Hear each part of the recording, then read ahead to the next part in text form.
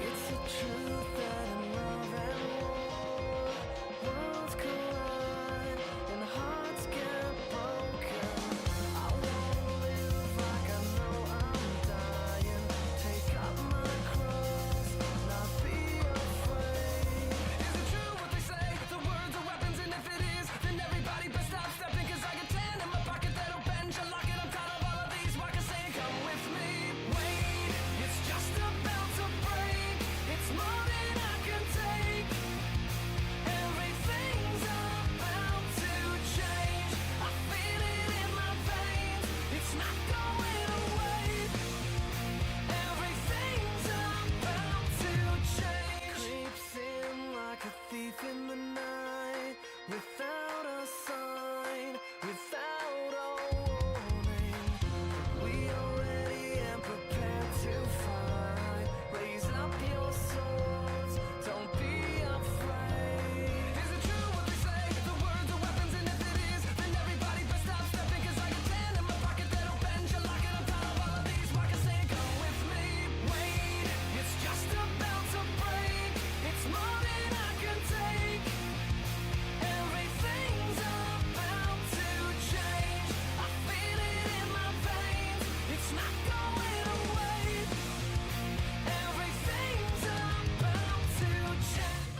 There's a war going on inside of me. To not be afraid.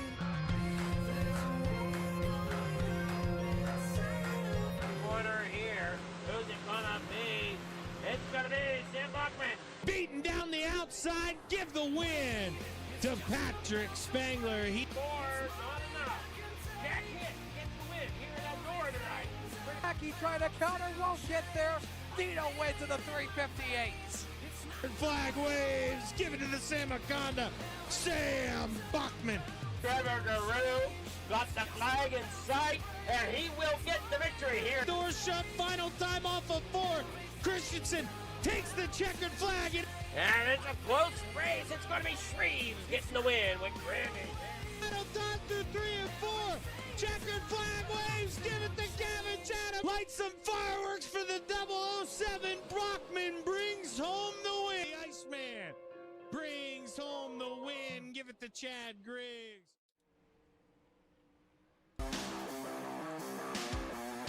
Well, night one was a success. What's it gonna bring to us tonight? Well, we're about to find out in just a couple moments. It's Tuesday night, and the Coast to Coast Racing League brings to you night number 2 of the 7th annual Mike Westbrook Memorial 360 Knoxville Nationals, all benefiting the Steve King Foundation. Prelim night number 2 is brought to you by Aces Up Sim Sports. Well, we are excited to get things rolling here. If you missed last night, I feel bad for you, but you're ready for a good one tonight. I know you are. We're so glad you could join us on the Coast to Coast Racing Network. Marty Sakala with you. To my left, that's Robert Hill Jr., the voice of the Mohawk International Raceway and Cornwall Motor Speedway. And Robert, it's good to have you back here for more charity action. And guess what? We got the sprint cars at the granddaddy of them all. Yeah, glad to be back here, Marty. Unfortunately missed night number 1, but going to be with you through the rest of the week for this one. And what a great group of cars we're going to be seeing here this evening. We're going to start with the Volunteers race coming up here in just a couple minutes as a bit of an appetizer for what we're going to see, but it is going to be one heck of a good week here. Absolutely will be. There is a prelim spot, a provisional spot up for grabs that you can use as backup just in case for the Volunteers. Obviously, you don't want to rely on it because you want to have as good of a starting spot as you can tonight. Well, night number 1 was a success in the prelim night. Chad Griggs taking home the checkered flag and the victory. Remember, we use the Knoxville Nationals point system here for action. And because of that, Griggs leads in points, 494 at the moment. Dean Reynolds is second with 484. Trevor Frank third, 474. Ted York fourth, 473. Jack Hitt rounds out the top 5 at 463. And points obviously very important. You want to make the show through the points, but also at the same time here, Robert, we got the pole shuffle happening tomorrow night that will determine the front of the field. Yeah, you definitely want to get yourself as many points as possible. I believe it came into play last year where we had a couple drivers have to work their way in through those points. And you look at the pole shuffle coming up tomorrow night, you also want to have yourself up towards the front of the field. You don't want to have to work your way up through the thick of things from the back of the pack. You want to be able to get up towards the front, stay up there, and kind of control your own destiny for at least a good portion of the feature. Absolutely. Again, maximum points a driver can get with the Knoxville system, 500. If you can beat Chad Griggs, you may have a very good shot at pole position or a front row spot. We'll just have to see. We've got 7 drivers in our Volunteers race, at least for right now. We could have some more later on tonight, depending on who we get. But Jeff Barker currently quickest in qualifying at a 15.642. 20 seconds left until we get things going. I don't believe we expect anyone else to load in.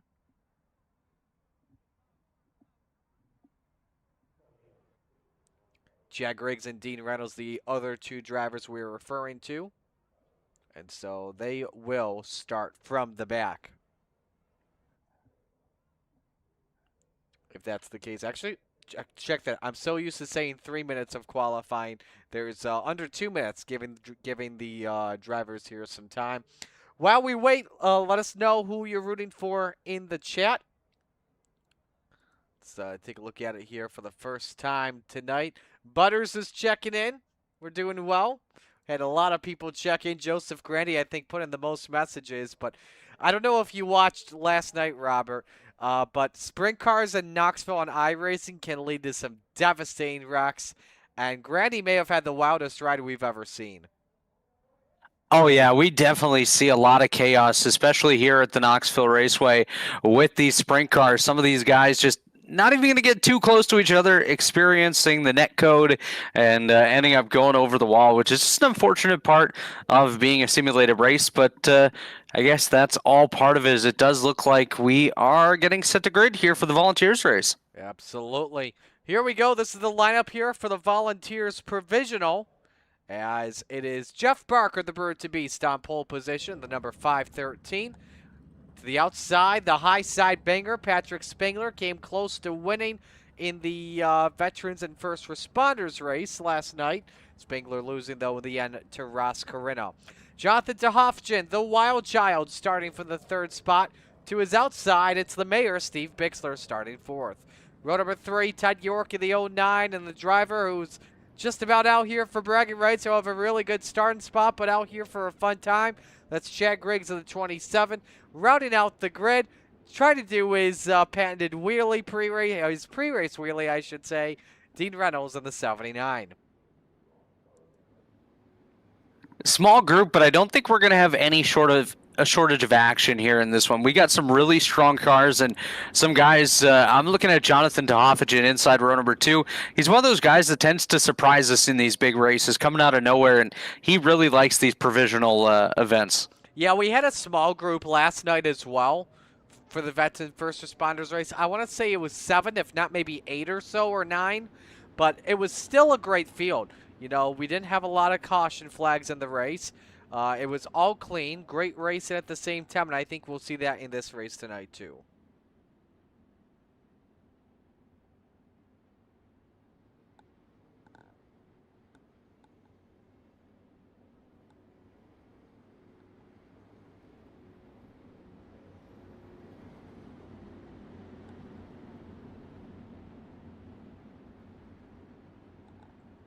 So field making their way through turns number 3 and 4. Our first race on this Tuesday night. Night number 2 of the Knoxville Nationals. It's our Volunteers Provisional race. So glad he could join us. Green flag set to wave at Knoxville. Let's go racing.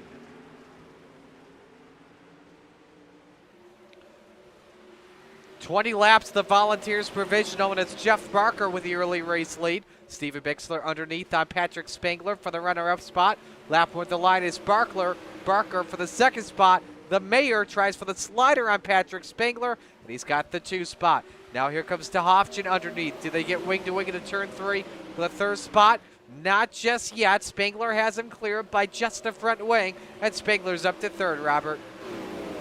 Yeah, Jeff Barker still leading the way. He's getting himself a little bit of a gap as the battle for the second spot going to pick back up. Steven Bixler using the high lane, holding on to that second spot as Spangler back down to the bottom side. He's going to slide up to that middle to high lane there off of turn number 4. Is just behind them. Jonathan DeHoffagen was trying to hold off Chad Griggs. Griggs up from the back of the pack now finds himself up into that 5th position as he's chasing down Jonathan DeHoffagen just ahead of them side by side, and looks like there was almost contact with the wall there for the 75 of Bixler. Yeah, that may cost Bixler an additional spot here to Chad Griggs. It becomes a triple threat match for the second spot, and Griggs, quickest car on the racetrack last time by, 15.63. He's been doing pretty good when it comes from the back to the front. Did it in his heat race, although nearly involved in an accident, and started from about 4th spot or so and made his way up to the race lead and to take home the win. But Griggs starting 6th here, Robert, up to the 3rd spot past Bixler. Yeah, Chad Griggs looking real good in this one so far, Marty. Very consistent, not making any major moves here so far, just waiting for the opening, sliding his way through on the bottom.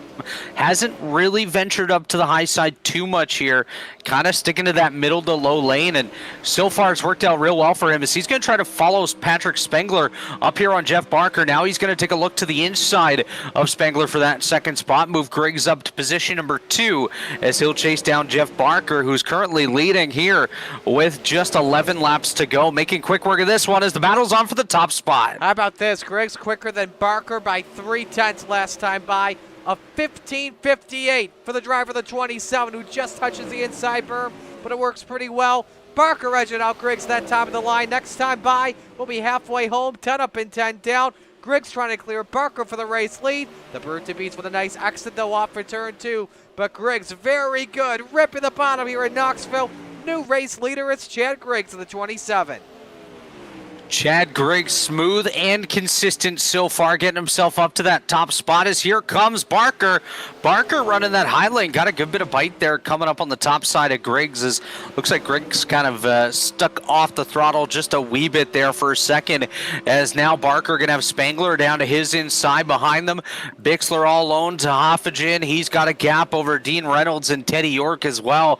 So the only real battle on the track right now is 2nd and 3rd as Barker just consistently using the high side here in this one with 7 to go. He's pulling away now from Spangler in that 3rd spot. Yeah, the gap at 4/10 of a second between the leader and second.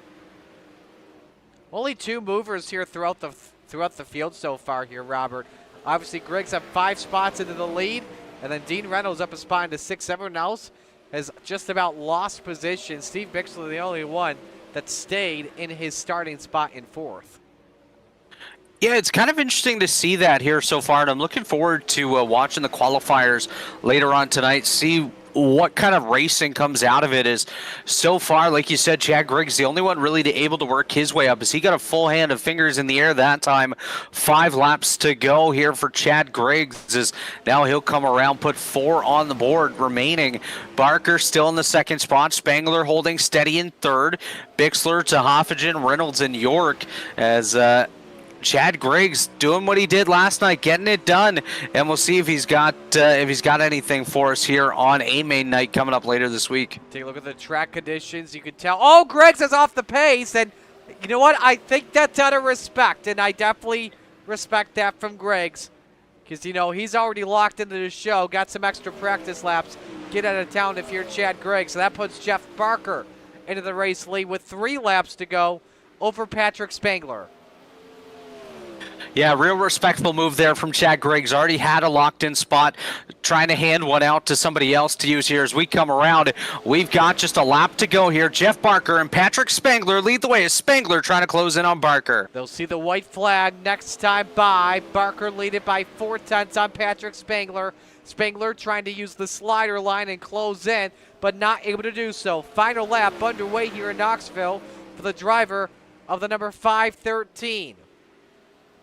And now Spangler off the pace of the 39. I don't know if he ran a field or not, but the Volunteers provisional off in turn number 4. Jeff Barker gets the job done. Steven Bixler in 2nd, Jonathan DeHoffagen in 3rd, followed by Dean Reynolds, Ted York, Chad Griggs, and Patrick Spangler. Sort of a weird ending to this one. But a lot of respect given at the same time. We go green to checkers again, just like last night. And it's Jeff Barker, the man that we'll talk to in just a couple moments. Yeah, definitely a respectful move there in that one, handing out the provisional spot and allowing Jeff Barker to work his way into the big race. Like you said, we'll talk to him here in a couple minutes. Obviously, not going to really want to have to rely on the provisional. Still has an opportunity to race his way directly in through tonight's qualifying night, but it's always nice to have that safety net behind you. Now, if a driver does get locked into the show, it would then go to the next driver in the heads-up situation. So I believe for vets and first responders, it would go to either Spangler or Christensen at the moment. And, of course, Barker has the volunteer provisional for right now. So we'll talk to your top three here. And we'll start things off. Jonathan Tehofchen decided to already hop into the waiting room. And Jonathan's actually one driver that actually has an onboard here. So we'll pop everybody in here at once. JT, not too bad of a run. What'd you learn from your race car at the moment? Oh man, Marty, these cars are tough. I'm a 358 big block guy, and Dean gave me the shout out to come run the Nationals, so I'm just trying my hardest just to keep up with these boys. What'd you learn so far here at the moment that you could take going towards later on in the week? A lot. These guys are so damn fast, and definitely I just got to work on the setup more. And last night was rough, but we've been working all day, and obviously P3, which I don't know what happened, but hey, I'll take it. How do you set yourself up for Hard Knocks tomorrow? Obviously, with a much bigger field of cars than you did yesterday. I think our best bet, honestly, is let them wreck, get around them, and hope for the best. Who do I give shout-outs to before we let you go? Stever's Garage, M&M Customs, Champions Racing, Phelps Cement Products, BizTech Bowling, Legends Racing, TVR Race Team, TFGRacing.com, JT Graphics, TVR Speed Shop, and most importantly, thank you guys for putting this on. All right, man. We'll let you go. Great job, and best of luck later on this week. Thank you. Jonathan Tehofchen, our third-place finisher. We'll go to the second-place guy here, and Steve Bixler, and he is with Robert. Well, Steve, you came home in the second spot there in that one. Got yourself a little bit of experience heading into qualifying night tonight. What did you learn that you can take into your heat races coming up later? Well, I just tried different lines and see what would work. And Jeff was in a different zip code. He was running away from me there. And I knew Patrick and Chad, they were probably using it for a test session, and like I said, then I just tried different things. I run a couple laps in the middle and some on the top and slider lines and seeing what was quickest. It's going to be a lot different track when it comes to A-main tonight or whatever, it's going to slick off, so it's going to be completely different, but just nice to get a few laps in. Definitely nice to get a few laps in there, as you said. Is there something maybe you learned through that race that you're going to try to do a little bit differently and potentially put yourself up in that late race fight for the win once again? Well, I got to change something on the setup here. I'm just not quite quick enough there. Like I said, Jeff was pretty fast, and he was getting me off the corners there, and so I got to do something different to find more speed, but like I said, I think the track's going to change. You're going to see everybody up by the wall here later on, and I think that high groove up by the wall is going to get pretty rough. It usually does here, so we'll see what happens. Well, we're not too far away from seeing what does happen. Why don't you go ahead and tell us about your sponsors, your partners, the people that help you put on the track every week? Well, first of all, I'd like to thank my sponsors, Mauer Farm Management and Flatline Racing Bodies. And also, you got to thank everybody that puts on the league. There's people here that put in a lot of time and effort, Dean and Jeff and Jack hit. And I don't want to, I shouldn't name anybody because I'll leave somebody out, but there's some guys here that really put in a lot of time and appreciate what they do. Well, congratulations on a good run in the Volunteers race, and we look forward to seeing what you have later on tonight in your prelim night. Okay, thank you. There goes Mr. Mayor Steve Bixler, and we'll bring in the Brewerton Beast, Jeff Barker, the winner of our Volunteers Provisional. Jeff, great racing between you and Patrick and Chad. Take us through what you learned. I was just trying to do a lot of testing, run as high as I could on the track, and try to figure fuel out for later on. And yeah, I also choose to believe that Chad and Patrick ran out of gas. That's why they were so fast. So yeah, that's good. I'm not sure. Yeah, I don't know if it was that or, I know Chad was locked in the show. I believe Patrick's going to prepare himself to be locked in the show because I know they're really fast. And, I'll give you credit racing against like two of those guys that are the best in Renegades competition on Monday nights. That says a lot. Yeah, it was fun. At least I know I was in safe hands. They're both run really clean, so I could just kind of do what I needed to do. Without giving too much away, what'd you learn about the track, about your setup of the moment going into tonight? It doesn't have what I want on the bottom. I don't know what I'm going to do about that, but in the lane, it's all right. And I think I know pretty much what I want to do for fuel, so that helped that. Well, great run for you, sir. Who do you want to give shout-outs to before we let you go? Coast to Coast, you guys for broadcasting. Thanks for coming on for volunteering to do this. It's great. Helps the cause quite a bit. And yeah, all of our sponsors that are helping out with this. All right, Jeff. We'll let you go. Great job and best of luck tonight, all right? Thanks, buddy. All right, Jeff Barker, your winner of the Volunteers Provisional. He is locked in to the 50-lap feature event on Thursday night. Step aside, take a break. We'll come back. Robert and I will talk with you all, and then we should be good to go for prelim racing. So stay with us on the Coast to Coast Racing Network. Thank you to all of our sponsors.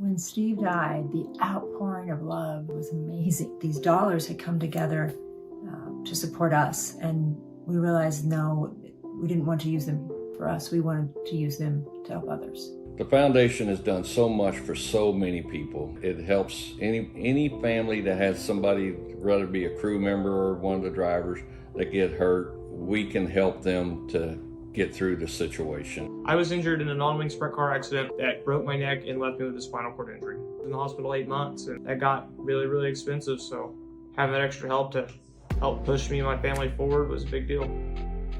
Yes, Steve's death is the reason the foundation exists, but it's Steve's life, and it's the lives of racers everywhere, is the reason we're able to do the work we do.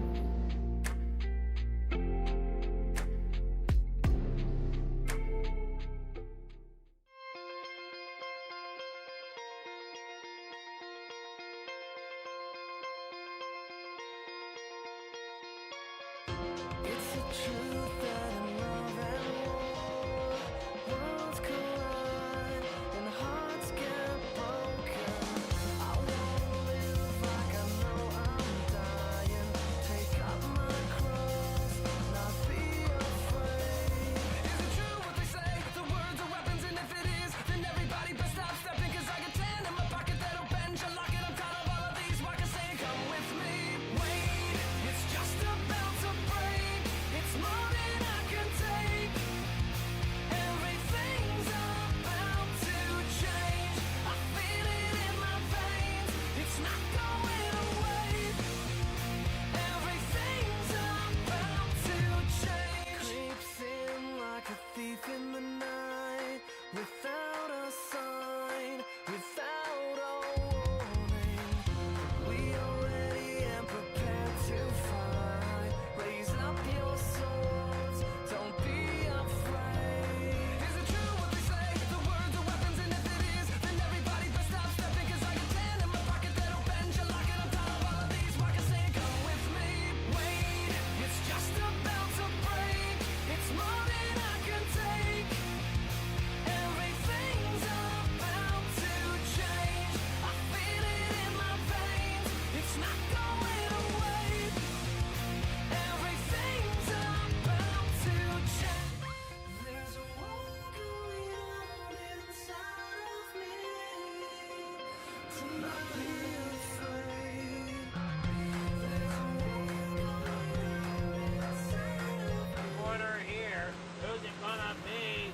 It's gonna be Sam Bachman. Beating down the outside, give the win to Patrick Spangler. He Four's not enough. Jack Hit gets the win here at Eldora tonight. Jackie trying to counter, won't get there. Dino wins in the 358. flag waves, give it to the Samaconda, Sam Bachman. Trevor Guerrero got the flag in sight, and he will get the victory here. Door shut, final time off of 4. Christensen takes the checkered flag. And it's a close race. It's going to be Shreves getting the win with Grammy. Final time through 3 and 4. Checkered flag waves, give it to Gavin Chatham. Light some fireworks for the 007. Brockman brings home the win. The Iceman brings home the win. Give it to Chad Griggs. We are back here on the Coast to Coast Racing Network. It is Marty Sakala, Robert Hill Jr. Yes, Brandon's got an onboard set up here for tonight. But also with us here, he didn't have time to get his hair and makeup ready, so the camera's not on.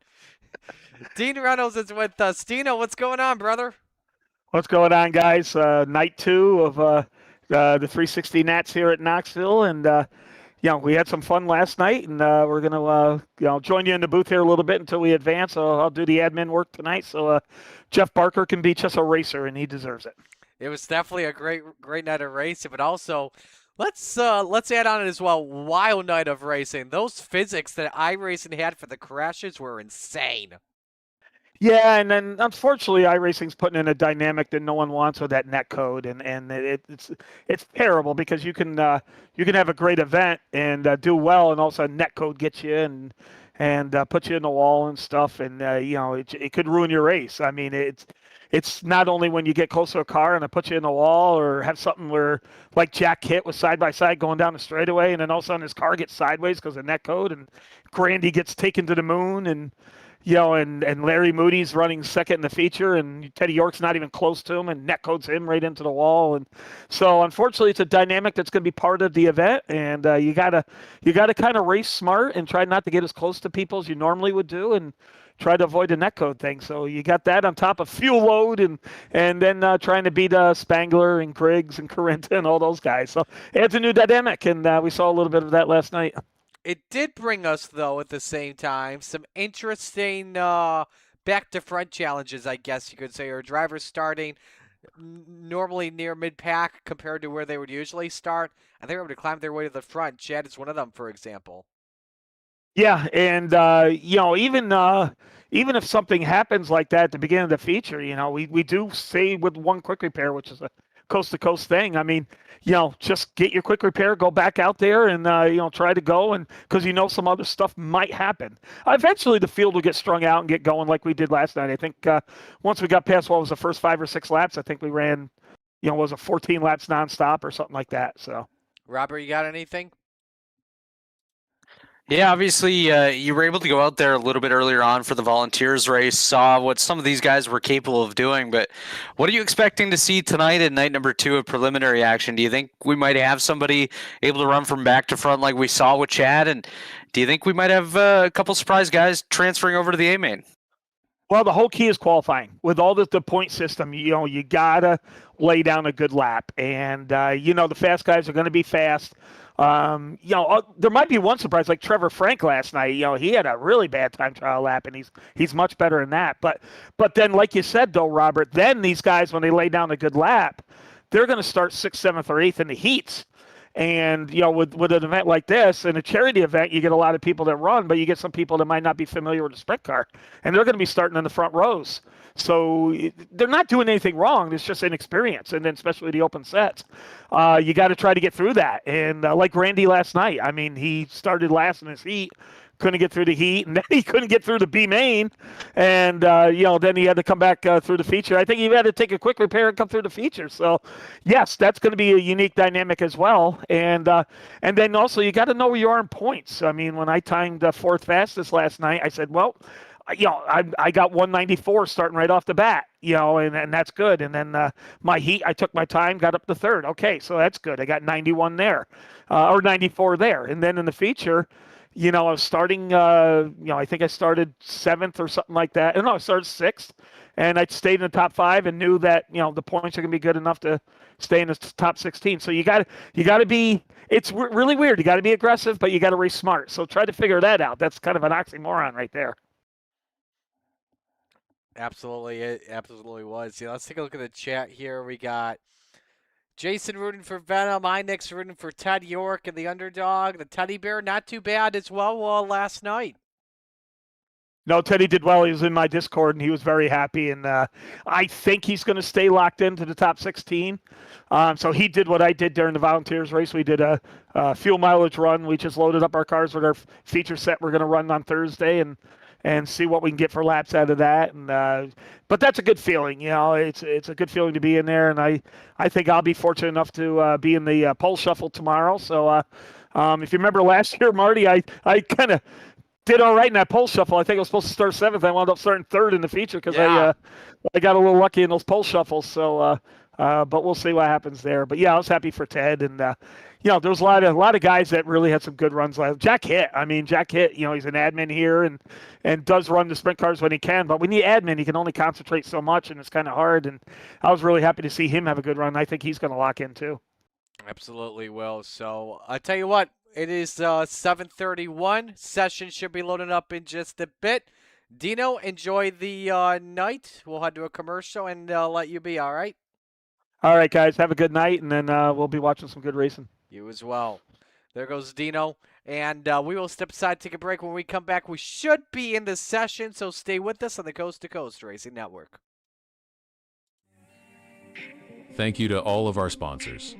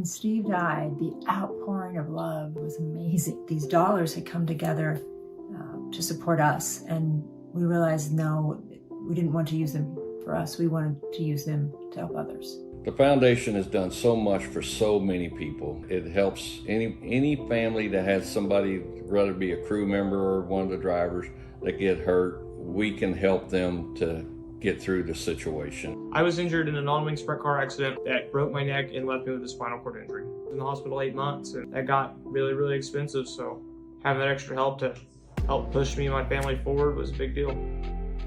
Yes, Steve's death is the reason the foundation exists, but it's Steve's life, and it's the lives of racers everywhere, is the reason we're able to do the work we do.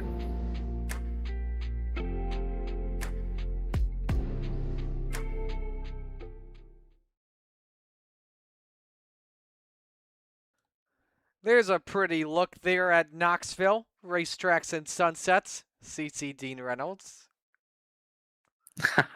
I had to get my own picture for social media. Absolutely, man. Absolutely. You gotta do that. You know, this is funny. We roasted Dean as, I believe, oh, that's why it's paused. That's why. You know, we kind of roasted Dean a little bit in our chat. Saturday, so he was at Weed Sport obviously all weekend. You were there Saturday and saw Dean walking across the track, and I said he's got to get that racetracks and sunsets pick. Like, yeah, man, that's what he goes for. He doesn't go for the racing; he just goes for the sunsets. Exactly. And then Sunday, he and I caught up with each other after the heat races. I was walking with him he decides to take a picture of the racetracks and sunsets, so I took a picture of him from behind the back, and I'm like, here's a behind-the-scenes look. It's the stuff you never get to see on camera. You never get to see Dino getting his key photo, and it's always cool. I always look forward to seeing Dean's adventures across the board, and he's got some cool ones coming up. He's off to Ohio in a couple weeks for Super Dirt Series at Mansfield, man. That's cool. I want to. Well, it's two series that I like as well. Both the Super Dirt Car series and the Rush Light models. If I was free that night, I'd go check that out. Yeah. But honestly, Mansfield, that's a heck of a track. I definitely suggest you all check that out. They've got a great announcer as well in Robbie. And great promoter too in Matt Tift. So yeah, I think he knows a thing or two about racing. He's been around. I think so. So here are the times of the moment. Ross Corinna currently quickest, 14:93. Patrick Spengler second, 14:97, followed by Blake Chapman, Dodge Smith, and Isaac Bowman. What do you say here? We bring in some guys. Should we do that? Yeah. Bring in some drivers. Alrighty. Sure. You know who we're going to start off with. We got to start off with the sleeveless man. Beatty, it's Marty and Robert. You got us? What's up, Marty? What's up, buddy? All righty. It's night number 2. What'd you learn just by watching last night into tonight? I didn't really watch a whole lot of last night, if I'm being honest. I was mainly practicing up for my road racing league. This track is tricky, you know. The top gets really rough, especially late in the feature, and that bottom is just hard to hit. It's what can you figure out, and the little time that you have is really, it's all about it. First thoughts on the car, the setup you got in the track? I like it. I just gotta figure out how to wrap the bottom again for qualifying. I haven't ran much sprints. If anybody's been watching C2C, I had not been around. And I haven't really gotten time to practice otherwise. I do miss it, though. This is a lot of fun, and I'm really glad to be back here ready for Nationals. Definitely miss you as well, man. Robert, you got anything? Yeah, you're going with the sleeveless look tonight. Is that for a weight reduction thing in the car, try to get a quicker lap, or what? Absolutely. Anything to help out. There we go. That's the way to do it. What do you need to do to lock yourself in tonight?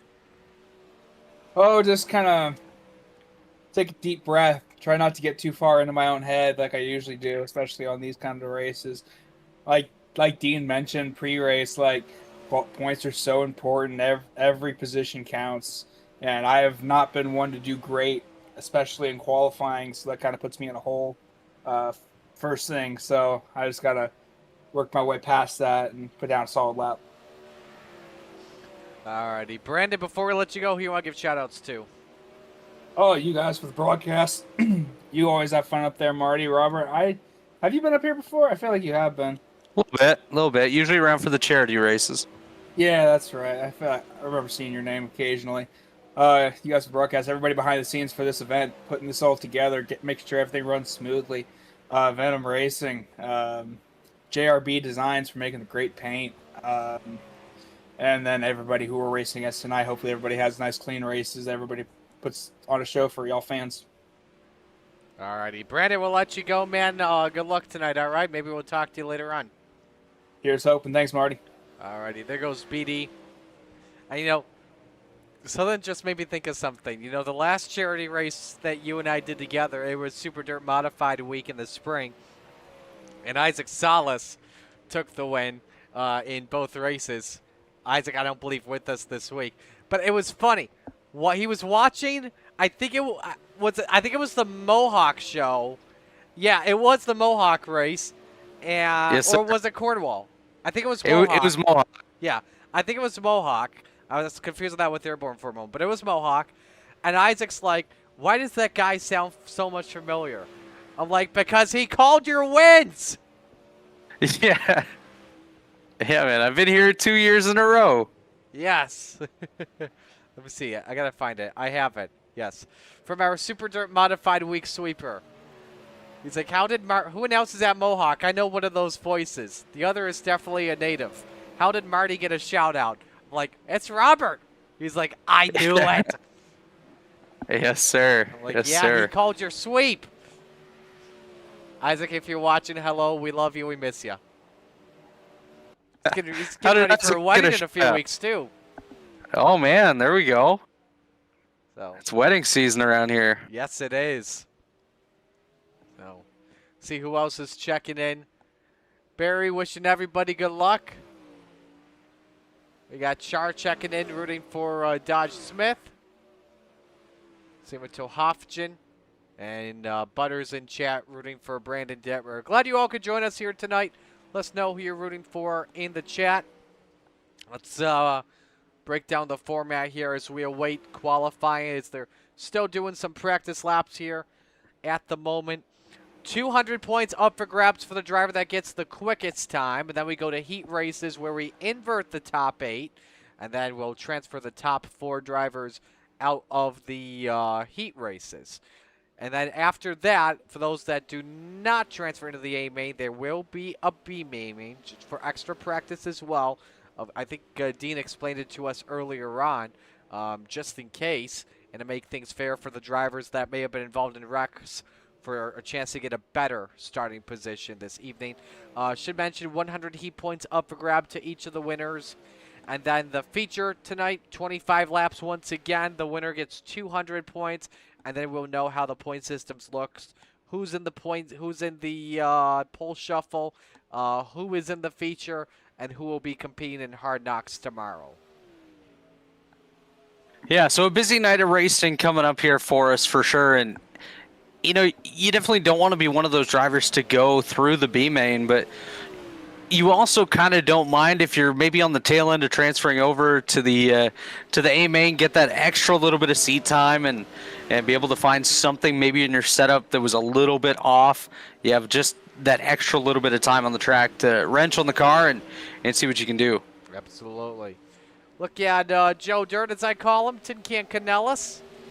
8th quickest right now amongst the field of 23 drivers here this evening. Corinna still the quickest as Canellis pulls it on in. Hollywood, Roland Olsen, haven't called his name in a long time. Of course, some of the retread drivers we normally don't see often. They love the Mark Westbrook Memorial, Knoxville Nationals. They love the Steve King Foundation, and they're out here tonight. Of course, a couple years ago, bunch of us, I know some still do it every year, A bunch of us, we all went to Knoxville. I think it was like maybe 10 or 15 or so. We all went to Knoxville for the Nationals and donated a really nice check to the Steve King Foundation at the National Sprint Car Hall of Fame and Museum. Roger Craig had set it all up, and as well as Bill Caldergall's Godspeed, our two of our co-founders of the Coast to Coast Racing League, and it was just such an awesome week that they all put on. So there's Roger.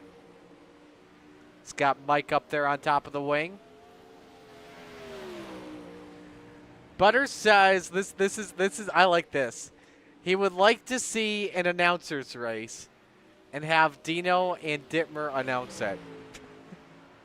Man, let's do it. We can get Shaggy out here too. Why not? We'd be down for that. I'd be down for that. Now, yeah. We're trying to start up as well for next season, like a little announcers hangout before the season officially starts. A bunch of us from like Western New York, we all went to the Sabres game one night last season. Like, we all had so much fun. We want to do it again, but with more people, and we want to get a suite. Just make it a fun night out of it amongst everybody. I mean, I'm an announcer in New York. Like, yes, give me a you call. are. I'll come down. Let's go. You're invited. So I'm in.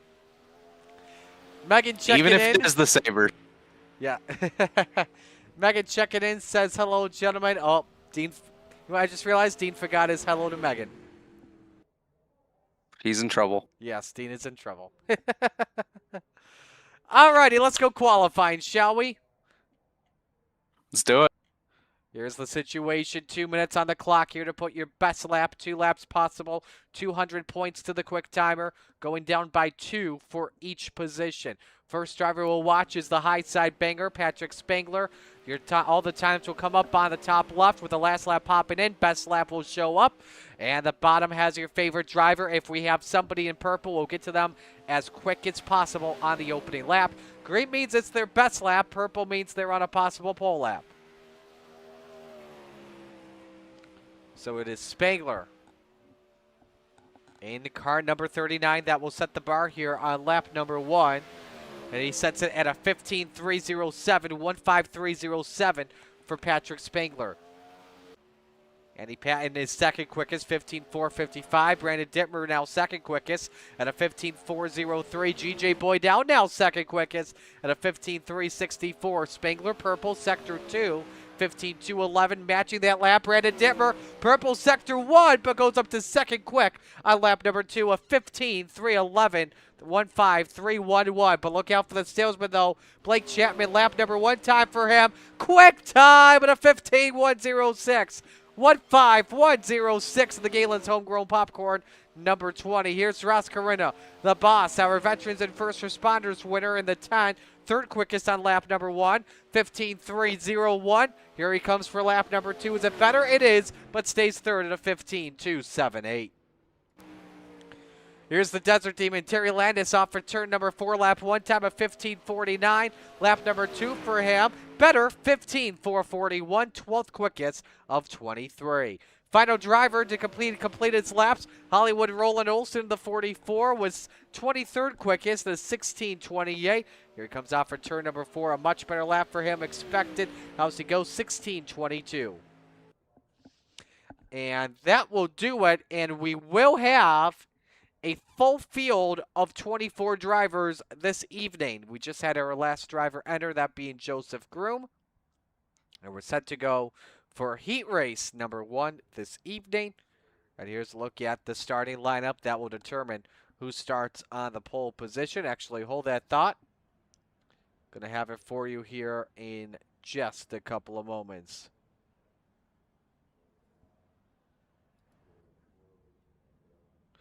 But your thoughts on qualifying so far here, Robert? Yeah, I was very pleasantly surprised to see the lap time of Patrick Spangler. I think he had the little bit of experience earlier on tonight in that Volunteers race, and it definitely helped him out a fair bit. Put down a quick time right off the drop, and everybody pretty much slower than him on lap number 1 picked up on lap number 2. But you can't count out the salesman, Blake Chapman. Every time he's on the racetrack, he always puts himself in good position, but by putting yourself in good position, that means you're starting 8th in your heat race. So with our heat races, everybody is inverting. First of 3 this evening. Bob Curtis starts on the pole, and car number 12 to the outside. It's Bud Molyneux in the 883. Row 2, the Brute to Beast, Jeff Barker in the 513, next to Ed Harris in the 280. Row 3, Isaac Bowman in car number 88. I believe that's also a Steve King throwback, if I recall correctly. To the outside, the General Andy Patton in the 87. Final row, you've got the Spider Monkey, Brandon Dittmer in car number 83, and the Salesman, Blake Chapman, rounding out the grid in car number 20.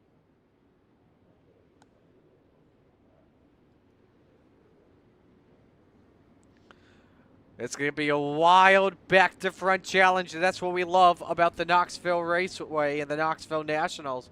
It provides the best racing of the night, in my opinion, Robert. Yeah, I couldn't agree more with you on that one. We've got just 8 laps. Top 4 are going to make it into the A main. Everyone else going to have to race through the Consi. But you look at the back of the pack, Blake Chapman, Brandon Dittmer, Andy Patton. These are guys that we've always find working their way up towards the front or starting up and staying up there. And they're going to have to work their way up through some traffic here in this one, as we've got 8 cars out there on the racetrack. So going to be fun to watch that back to front, like you said. That should answer your question. Everyone will be transferring in, but there is a B main just in case. Green flag is out. Heat 1 is underway. 3 wide already as Curtis goes up the hill. This allows Molyneux and Barker to go wing to wing for the race lead. Bowman wants to play a factor at the same time. Molyneux diamonds on Jeff Barker for the race lead. Molyneux leads lap number 1. Already working his way up through the field. Just taking a look at this one. Brandon Dittmer for Bob Curtis in the 12. Up and over he goes. No caution flags here in these heat races. Will stay green. Go ahead, Robert. Yeah, Brandon Dittmer already looking for the race lead. He's going to pop the berm down on the inside. That's going to lose him a bunch of spots, but the 83 on the move here so far in this one, having himself up in a good spot and potentially going to put himself into one of those transfer spots. The battle for the lead continues. Isaac Bowman going to jet out to the race lead. Yeah, Blake Chapman's also up here in this battle as well after starting last. Currently in the 3rd position. Quickest car last time by at a 15:31. But it's Bowman followed by Molyneux, Chapman, and Dittmer. That's the top 4 that will go right into the A main. Coming down to the closing stages of this one, just a couple laps to go here in heat race number 1 as Isaac Bowman still holds on to the race lead. Blake Chapman trying to work his way by down on the inside lane of Bud Molyneux. Molyneux having a great run there as well. Currently has himself in one of the transfer spots, as does Brandon Dittmer. But Dittmer has Barker not too far behind him, and if he continues the battle that he's having here with Molyneux for the 3rd and 4th spots, that could open the door wide open here for Jeff Barker. Dittmer caught the berm once again. Here comes Barker trying to work up on the top shelf. Doesn't have any cookies though that time. White flag flies. Final lap here in heat race number 1 as all eyes on the battle for 3rd. Dittmer lays the elbow and a heavy crash for Bud Molyneux. Oh boy, that is going to be interesting after the race, but a photo finish to the line. Bowman barely over Blake Chapman by 1/10 of a second. Dittmer 3rd, Barker 4th, followed by Patton, Harris, Molyneux, and Curtis. Oh man, if you're Bud Molyneux, you are none too pleased right now. Had yourself in a great spot all race long in one of the transfer spots on the closing lap, and unfortunately ending up in the outside wall and gonna have to come through the Consi. Well, we will take a look at that once this wraps up and moves to heat race number 2.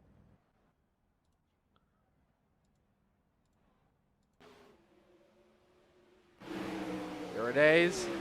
They both just made contact, and now a heavy head-on shot. Get a better. I'm trying to see if we can get a better look at it here. Well, he blaked out at the same time, so it's kind of tough. And Dittmer just got a little bit too sideways and just a heavy head-on accident for the driver, the 883. It sounds like Bud may have called it a night already. I'm not too sure. But we move to heat race number 2. Robert, go ahead, give us the starting lineup. Yeah, starting on the pole here in heat race number 2, it's the 44 of Roland Olson alongside the 25 of Jacob Mossow. The 99 of Billy Roberts inside row number 2 to his outside, the 27 of Ryan Elsie.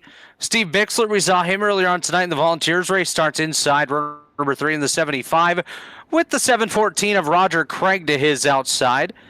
Bringing up the back of the pack, G.J. Boydell in the 014 and Patrick Spengler in the 39. And Spengler, of course, we saw him earlier on in that Volunteers race as well. These are a couple guys that have the track experience tonight and are hoping to be able to use it when it comes to this heat race. But, Marty, I love that you gave me the heat race with the 2 Canadians in it, in Roger Craig and G.J. Boydell, the only 2 Canadians racing here tonight. Yes, absolutely. Good people as well. Good Canadians, of course. Absolutely. Roger, very impressive qualifying run for him. 3rd fastest in his lap amongst the 8 drivers we have here in the heat races, and Boydell also putting a flyer lap too. Yeah, and they're gonna have their work cut out for them in this one as well, starting 6th and 7th respectively. So on the outside looking in from the drop of the flag, but as we saw there in heat race number 1, it does not matter where you start. It's just how good of a start you get and how clean and consistent you can be. Here we go, heat race number 2. Again, everybody transfers, but the top 4 go directly to the A main. The rest will go to the B main. Green flag is out. Not a good jump, though, for Roland Olson. No yaw, forcing Steven Bixler to lay back a little bit, and he nearly put Bixler in the wall. Falls down to the final spot at the moment. Jacob Musso, though, with the early race lead. Elsie second, side by side for third. Billy Roberts looks low on Roger Craig here, Robert. Roger Craig shot out of a cannon. He's got the 747 on the side of his machine and looking like an absolute jet out there. Came from the deep parts of this field, put himself up onto the podium here on lap number 3 now as out front continues to be that 99 of Billy Roberts as Roberts working his way through on the inside lane, pulling a little bit of company with him. LZ up on the high side, and the top 5 all together here, Marty. You could throw a blanket over them at the halfway point. Absolutely. Oh, no, that's Spangler in the 39. Around he goes. He'll keep it going. That may mean a B main spot for him, but it's Craig and Boydell making the moves early here. Roger Craig trying to take a page out of Dylan Westbrook's playbook in that 70-47, halfway home, 4 up and 4 down. 4 up, 4 down, coming down to the closing stages here of this one. And, man, these guys are having themselves a good run here so far. Out front, nobody really having anything to say for the 25 of Jacob Mossow, but behind him, Billy Roberts, Roger Craig, G.J. Boydell, all in those transfer spots, and they'd love to have themselves just a little bit more of a buffer. Ryan Elsie and Steven Bixler just on the outside looking in. Both drivers very, very quick here so far tonight. Just not quite in the positions they'd be hoping for. As we're going to get set to come around this time, we're going to see the white flag in the air for Jacob Mossow in the 25. But with Roger Craig as he tries to get a crack here at Roberts for the second spot. Final lap is underway here. Boydell catching Craig at the same time, but out in front it's Jacob Musso in the Avanti look-alike. The number 25, let the moose loose. Jake Musso, the winner of Heat 2. Second to Billy Roberts, Roger Craig third. G.J. Boydell 4th, Ryan Elsie 5th, Steve Bixler 6th, Roland Olson in 7th. But Patrick Spangler involved in that crash in heat race number 2, not what he wanted at all. Give us some time here to go to a replay. Show you what happened. Oh, netcode between him and Boydell. We talked about it earlier on. iRacing with a lot more netcode than we saw, like we saw last night.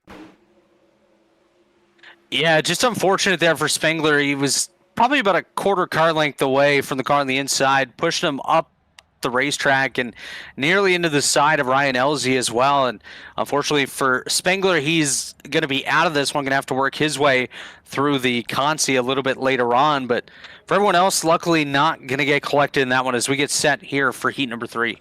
Joseph Gruen starting on the pole position with Mark Billen on the outside in the number 22. Row 2, the Tin Can, Joe Nellis starting third with Pat Boyce next to him in the 41. Row 3, the Desert Demon, Terry Landis in the 161. To the outside, it's Steve Maurer in the 888. In the final row, Dodge Smith in car number 96. And the boss, Ross Carina in the 10. It sounds like that Joseph Groom has elected to start tail. That's correct. Yeah, he got into the server pretty late, so I'm wondering if it's more of just a comfort thing for him, wanting to get a little bit more track time. Yeah, either that or it's Not just be starting upfront. scratch and missing qualifying at the same time. That may have been it too. You know what? That is actually correct. Yeah, didn't put a time down in qualifying, so yeah, that good call, Marty. Yeah, Groom was one of the drivers that joined in at the last second.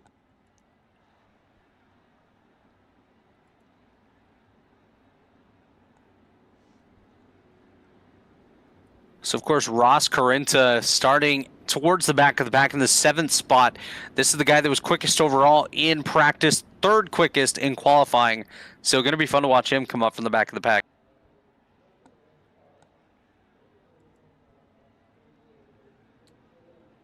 Ready for the green flag. Final heat race here for night 2 of the Knoxville Nationals underway.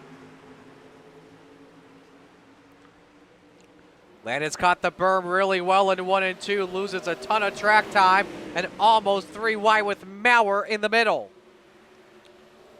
Oh boy, one other driver very sideways. That was Smith in the 96. Meanwhile, it's Joe Canellis leading lap number 1, Mark Bill in 2nd, Pat Boyce 3rd. Side by side for 4th, it's Landis and Maurer for a spot.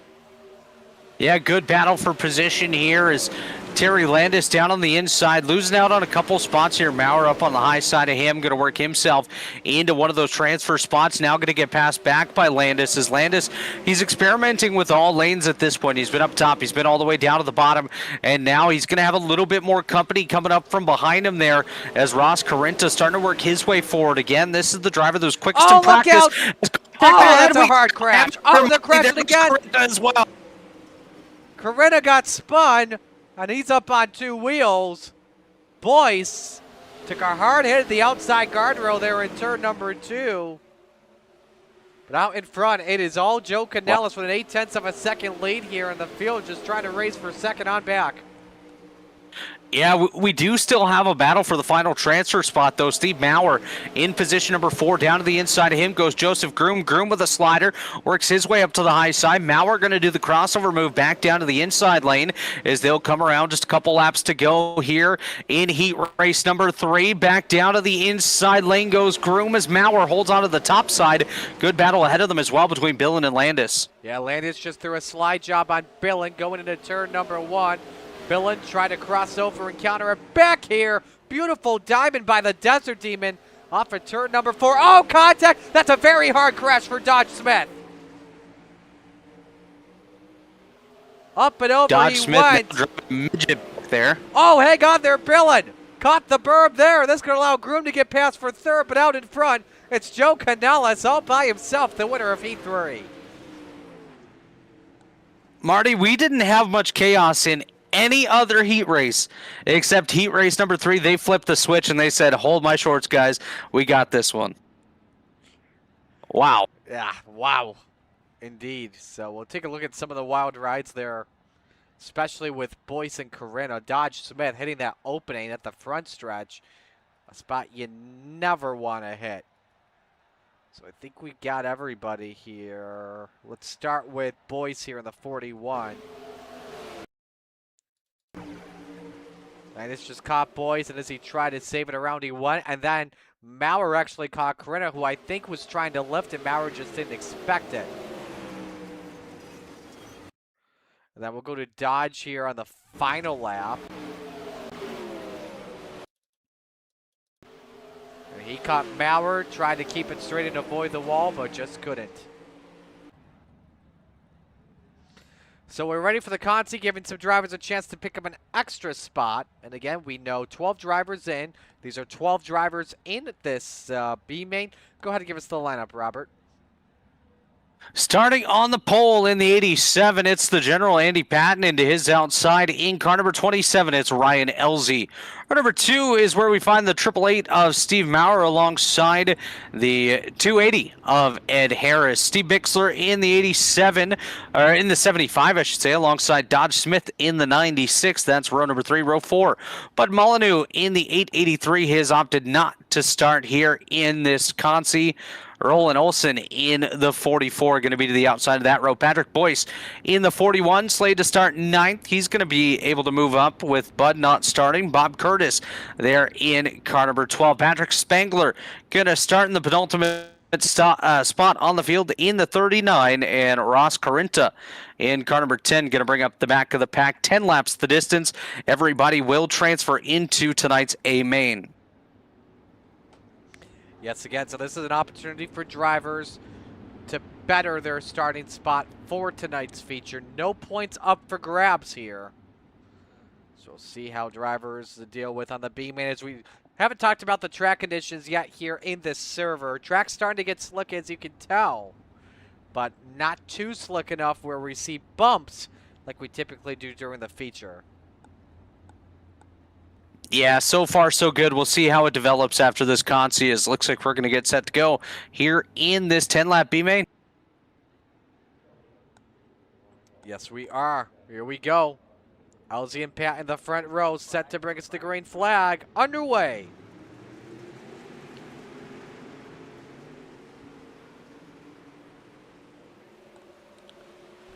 A black flag from Ross Carinta here. Not too sure what it's for, unless they admins cleared it up. Off for turn 4, though, 3 wide nearly for position number 4. Up on the wall for a moment, not just once but twice. That Harris, and he's lost the right front of the top wing. And around, meanwhile, goes Bob Curtis in the 12. And Harris suffers some more damage. This is up near the front, though. Patton continuing to lead. The best race is on for third between a pair of Steve Maurer and Steve Bixler, Robert.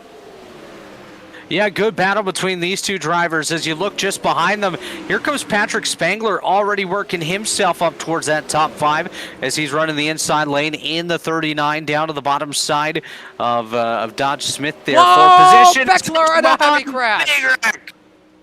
Smith going to lose his wing as well as he's on his side at the top side of the racetrack here in Knoxville, and he's going to be out of this one. Too many wild rides we've seen here tonight at Knoxville. Meanwhile, Ross Carinta passed Pat Boyce for the 5th position. It's still Andy Patton out in front by 0.8 of a second.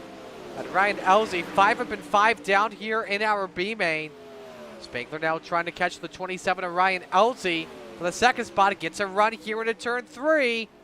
It's going to stick. They're wing to wing off the corner. Still Elsie for second. Spangler a chance, though, Robert, to throw the slider. Yeah, Patrick Spangler does throw the slider, gets up in front of Ryan Elsie. That's +9 positions from the drop of the green flag for Spangler. Is now a bit of a crossover move. He's going to dive back down to the inside, gets by Elsie once again. Is Elsie going to fall back? Ross Carinta working his way forward.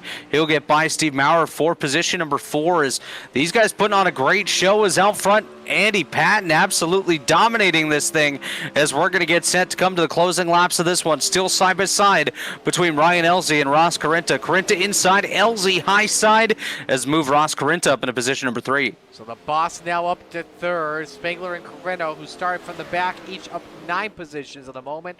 But final lap underway here for the general. Andy Patton in car number 87. This would put him in spot number 13. For tonight's feature attraction. Behind that, Ross Carinta in 3rd, quickest lap of the race in a 15:67.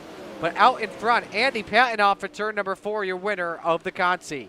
Spangler 2nd, Carinta 3rd, Elsie 4th, Maurer 5th, Boyce in 6th, Hollywood Olson to finish in 7th, with Bob Curtis in 8th, Dodge Smith in 9th, and then Bixler, Harris. That's how the field finishes.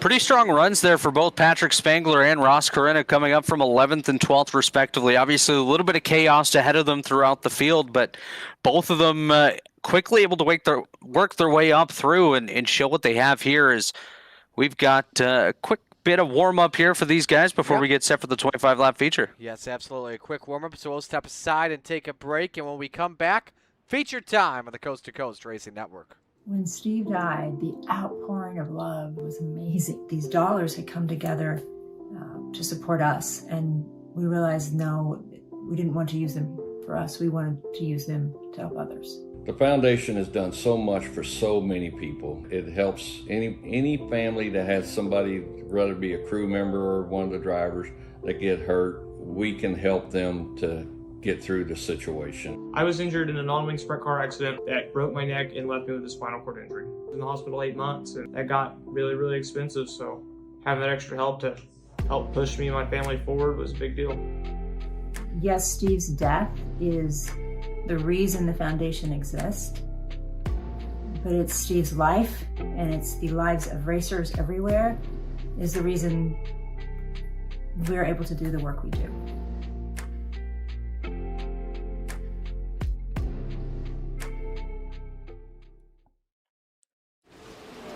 Back here on the Coast to Coast Racing Network. And now, Robert, you were telling me before we came back on that you brought something back from Weedsport. Let's show the camera. Let's bring up the cameras. What'd you bring back? Is that a wing panel? Yeah, it is. We were walking out on Saturday night, passing Corey Eliasson's hauler. He made the A-main, but it just didn't go very well. So he ended up in a big wreck there in the early going of that one, and walked by. He had it sitting next to the tree on the way out of the pits at Weedsport, and I said, "Hey, you throwing that out?" He's like, "Yeah." So I took it, and the border agent didn't give me any hassle getting that back across. So I was quite pleased. Amazing, amazing. Hey, that's a border agent that I like. You know, Yeah. I wanted to, but I looked up some stuff online that I was concerned about, so I didn't do it. I would have loved. I've got a couple of glass cups of clay that I have stored in my room. So nice. I've got Bristol, I've got Oswego from the 50th Super Dirt Week, and I've got Knoxville. I would have loved to bring back some Oswegan with me. Oh man, that would have been cool. That would have been cool. That's still a track on my bucket list. I've never been there yet, but they always put on one hell of a show. You've never been to Oswegan? No, man. Wow. It's a good 6-7 hours from my house, but it's 6-7. Hopefully next year. There's some stuff in the works that I'd like to maybe follow the whole week of the Super Dirt Car Series next year, or the World of Outlaws, I should say, when they bring the NOS Energy sprint cars back up here to Cornwall. Do Oswegan, follow them throughout that week. Cornwall, and Weedsport. Yeah, exactly. I'll tell you what. Once you step on Glenn Stires' property, oh my gosh, you never want to go back anywhere else. It's the most beautiful dirt track I've ever been to. It really is. Glenn takes care of that facility very well. So. It's his field of dreams. That's exactly what it is. Exactly. So, alrighty, feature time here at the Knoxville Raceway. Let's give you tonight's starting lineup. On the pole position, it's Isaac Bowman in car number 88. To his outside, we've got the driver of the number 25, Jacob Musso. Row 2, it's Joe Canellis, Joe Dirt in the 1 to the outside. It's the salesman, Blake Chapman, in the 20. Row 3, Billy Roberts, the 099 to the outside. It is the driver of the number 161, the Desert Demon, Terry Landis. Row 4, the Spider Monkey, Brandon Dittmer in car 83. To his outside, it's the Bassman, Roger Craig, in the 747. Rounding out the top 10, Joseph Groom in the 11, and the Brewer to Beast, Jeff Barker in the 513. Robert? Looking back behind them, Jeff Barker going to start, as you mentioned, in the 10th spot. 11th is going to be GJ Boydell in the 014.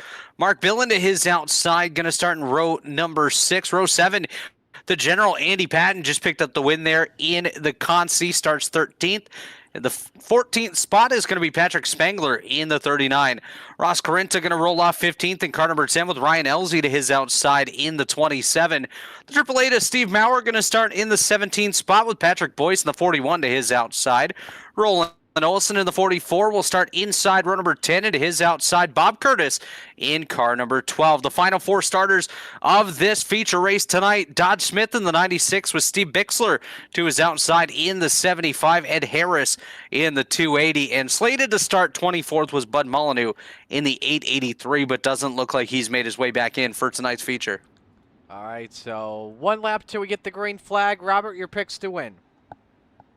Oh, man, this is going to be an interesting one here, but I think I'm going to have to go with Blake Chapman, the salesman, starting in the 4th spot. He's always strong no matter what vehicle and what track we see him at. Yeah, it's a good pick.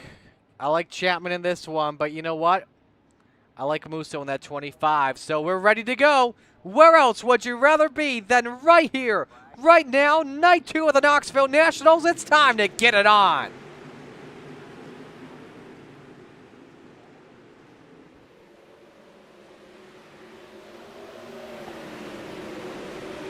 Oh, look out, Canella sideways after clipping the berm. Oh, Spangler clipped it, and Billy Roberts also involved. Yellow lights are on lap number 1. Man, Patrick Spangler has just not had any luck here tonight, finding himself now going to have to take a pit side, and I do believe they have one fast repair available, yes. So potentially going to throw that into play, come back out here as while he pulls into the pits and misses his box. So calamity continues for Patrick Spangler. Roger Craig catching a piece of that one too, on board Billy Roberts.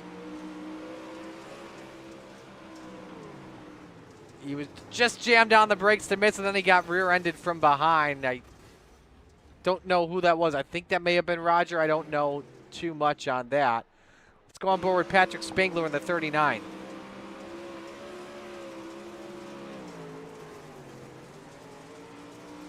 Just about had it missed.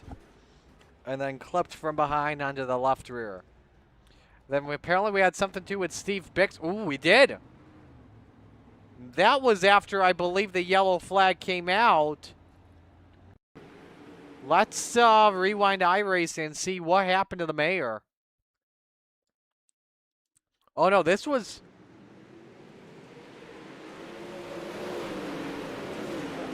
Okay, so we missed this. This was just after they took the green flag. The 12 of Curtis just did not get up to speed. And Bixler just didn't see it coming, and it also collected Ed Harris. Oh, man. Yeah, that's unfortunate right there for Bixler and Harris coming from the back of the pack. And now Ed Harris, he's been down pit road. He's taking advantage of his fast repair. These guys going to have to come from well deep in the field, and they're going to have a little bit of a struggle to put themselves in position as the pace car's off. We get set to go green once again. A lap is complete. Bowman, Musso, the front row. Bowman fires back to green. Keep an eye on the driver right next to him underneath. That's Blake Chapman in the 20. Already up into the second spot past the 25 of Jake Musso. The slide job is made. Here comes Brandon Dittmer, the 83. Can't make the pass work. Musso decides to lift off the throw to try and pull his way downstairs on Blake Chapman for the second spot. Nearly 3 wide for second, while Bowman still leads. Oh, look out. Landis to the wall hard. There goes Terry goes. Landis, but over here, Marty, not what he was hoping for early on in this one. 3 laps in, caution number 2. 280 also around in Harris. Think something else may have happened with Spangler in the 39 potentially. Let's watch that first before we go to replay.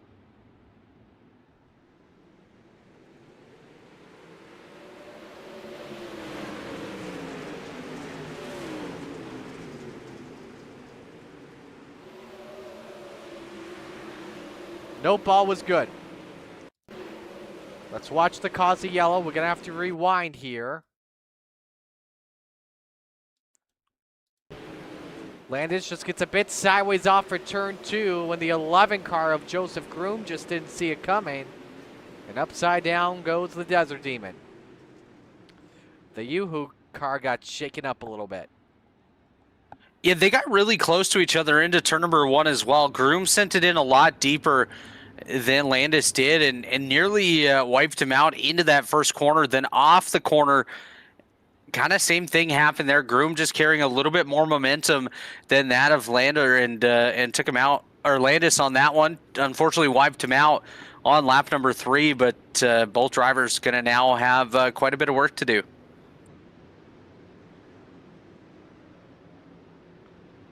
So reset the field here as we come back to the green flag.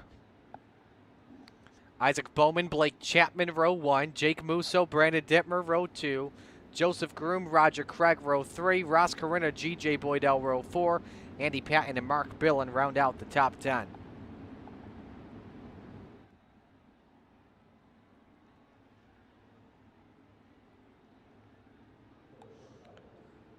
Here we go for the restart. I believe it's 3 laps complete. Groom fires. Here we go. Top 2 able to hold serve. Musso and Groom wing to wing for the spot off of turn 4. Off turn 2 rather. And it's Dittmer and Corinna racing. Big old slider though from Joseph Groom. Musso read it well. He counters the back, hangs on to 3rd. But we got a race for the lead, Robert. Chapman, but a big one. Hold that thought. Big one in turn 4. Smith, Boyce, Barker, Roberts, Landis, Harris, Yeah, and big more. one. And it continued even further down. Mark Billen getting a piece of that alongside Patrick Spangler even later on as the caution flag was flying. But you could see debris all over this racetrack right now. What a start to this A main here. These guys, a lot of chaos on the track right now. Oh, a couple wild sidewinders for a bunch of drivers.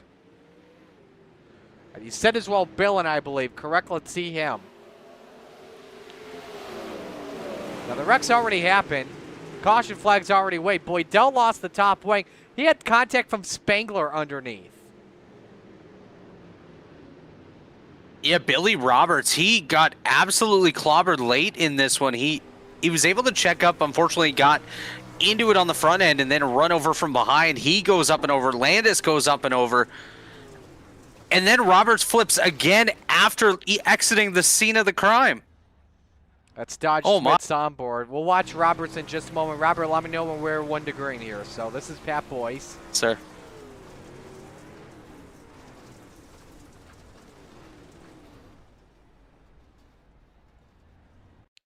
Jeff Barker.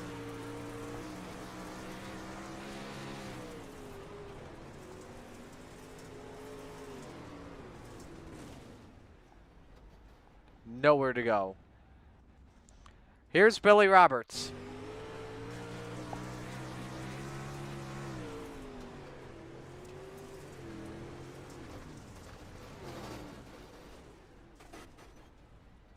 And then he flips again. Like that. Absolute chaos, man. Chaos. As we're half a lap to green here, Marty. Wow, what a flip he took. Single file restart would not surprise me if this is single file the rest of the way through. Bowman leads, Blake Chapman second, Jake Musso third, Joseph Groom fourth, Brandon Dittmer fifth, as we're ready for the restart.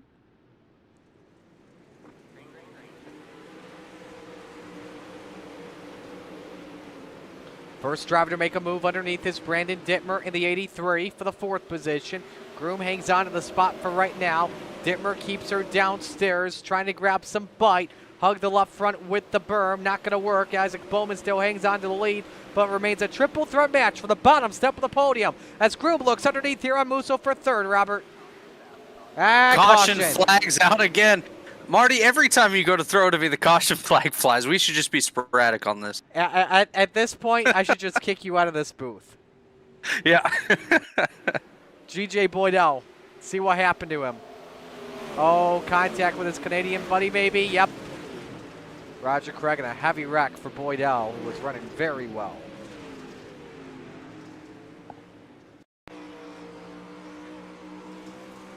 Oh, that's just unfortunate. And that was a netcode contact as well. It seems to be the story of some of these big wrecks lately is unfortunately the netcode coming into play, but I just hope these guys are able to put a decent green flag run in here on this upcoming restart. Probably going to be single file again, as you mentioned. And, you know, some of these guys getting real antsy from the back of the pack.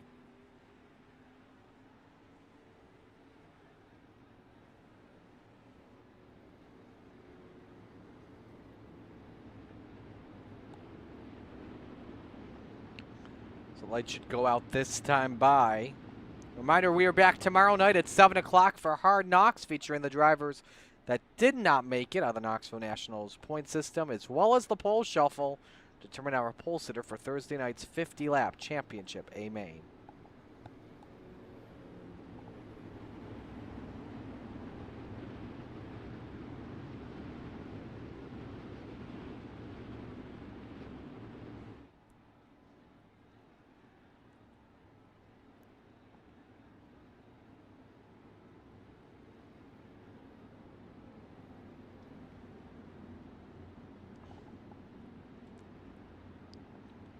Bowman, your leader. Blake Chapman, second. Jacob Musso, third. Joseph Groom, fourth. Brandon Dittmer round out the top 5.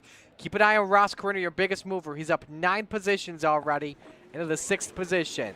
8 laps complete, 7 laps rather. We're back to green.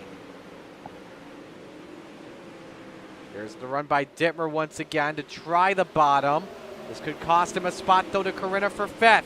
And Corinna slams the door on the 83. Move the boss up into the 5th position.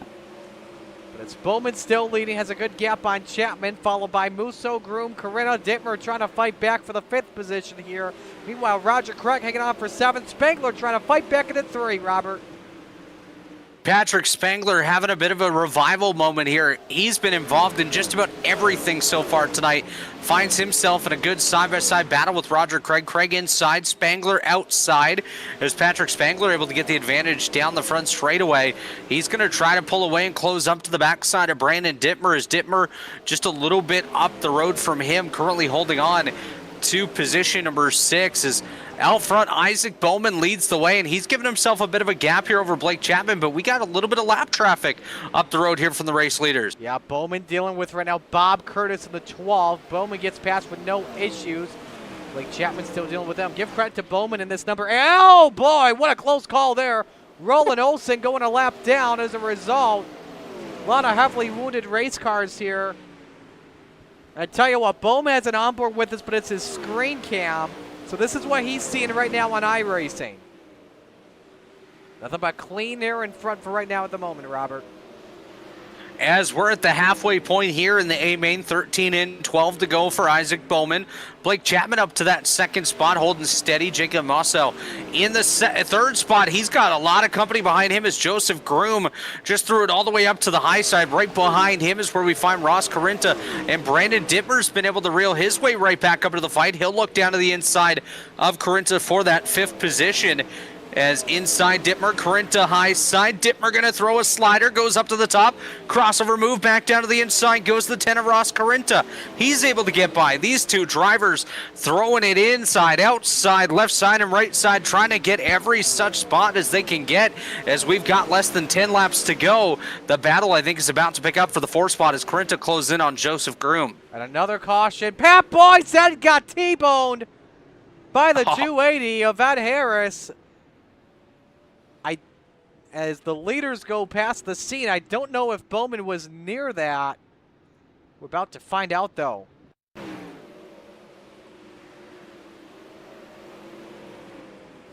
Boys catching the lap car there, heavy in the wall, and tumbles in turn 3. And there is the 280. And you see all the drivers taking evasive action. Boyce is not going to be too happy about this. No, definitely not. And, you know, a couple seconds later, 1 or 2 seconds later, Isaac Bowman was right there. So had they had this happened just a couple moments further back, we could have had quite a few of the leaders picked up in that incident as well. So Isaac Bowman dodging a bullet, but for Boyce, that's a little frustrating when it involves the lap traffic. So there it is, and yeah, Bowman, good job reacting, keeping it on the outside.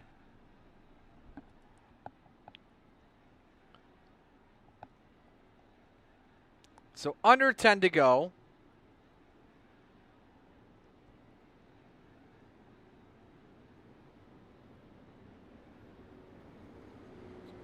You know, once they were able to get a couple green flag laps in, we got a pretty good run there. We worked our way up to the back of the pack.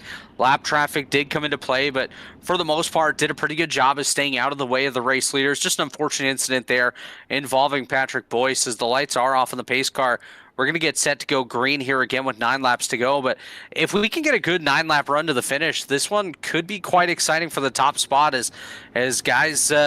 Chapman, Mossell, Groom, Corinna, even Dittmer and Spangler working their way up through the field. We're going to have a good run of Space Cars off, Marty. Can Bowman steal the win over a hometown hero in Blake Chapman? We're about to find out. We're back to green. Corinna tried for a piece at 3rd spot over Musso. Couldn't get that to work, but the Moose is up on the wall for a moment. How's the damage on the right front? Here comes Spangler, hanging it downstairs at the bottom. Although he's known as the high side banger, he moves up to the bottom to 5th. Caution's out once again here at the back of the pack. I believe it's for Dodge Smith. Let's take a look. If not, it may have been for Ed Harris.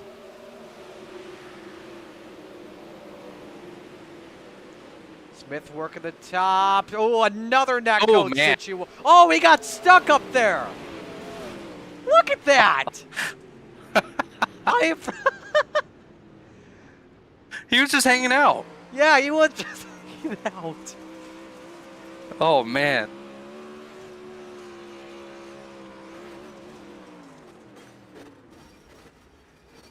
When they say hang that right rear on the cushion, they don't mean hang it above the cushion. That was rough right there for Dodge Smith. Yes, it was. Unfortunately, you can never dodge a fence. No. We can put Dodge in a fence, but... Yeah, you could.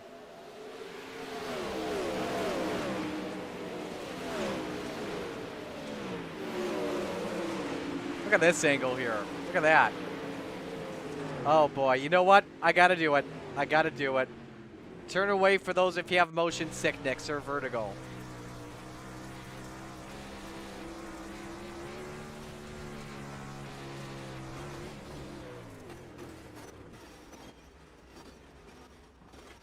Imagine looking at just that dirt.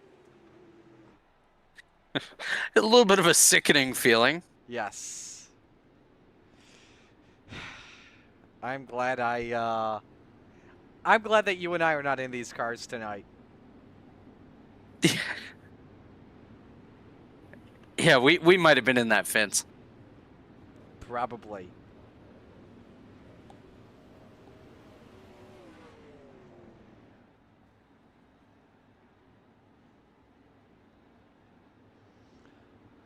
Alrighty, we'll try this once again.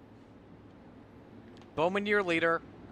Chapman second, Jake Musso third, Joseph Groom fourth, Ross Corinna round out the top 5.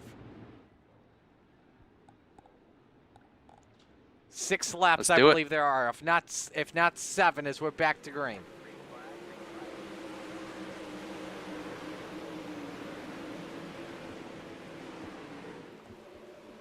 Bowman able to hold serve here on this restart with Chapman behind. The race is on, though, for the 4th spot.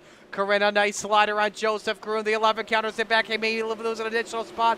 But Brandon Dittmer right there with 6 to go, Robert. Oh, Groom! Hang on! Biked it! Contact with Corinna. Oh, they just got a moment! They just got a gift. Wow. So another caution flying here. 5 to go in this one. That battle for the 4th position was absolutely phenomenal.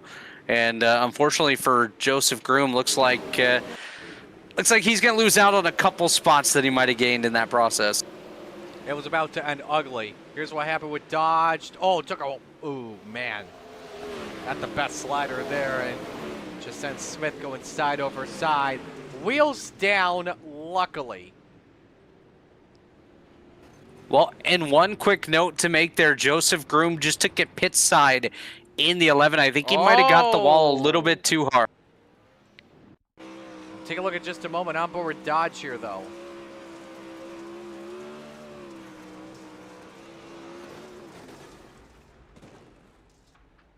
Oh, no, he just wrecked under caution. Oh, no, Dodge? Yeah. Yeah, that car had seen better days, and yeah, unfortunately it led him right up into the wall. The right front has got nothing. Look at this. Well, the rest of the car now has nothing, too. Yes. So. Oh, all right, God. so we were talking about the 11 here. Let me know when we're 1 to green. Yes, sir. How was the damage here on the 11? So he took some right... Oh, the front wing off the 11.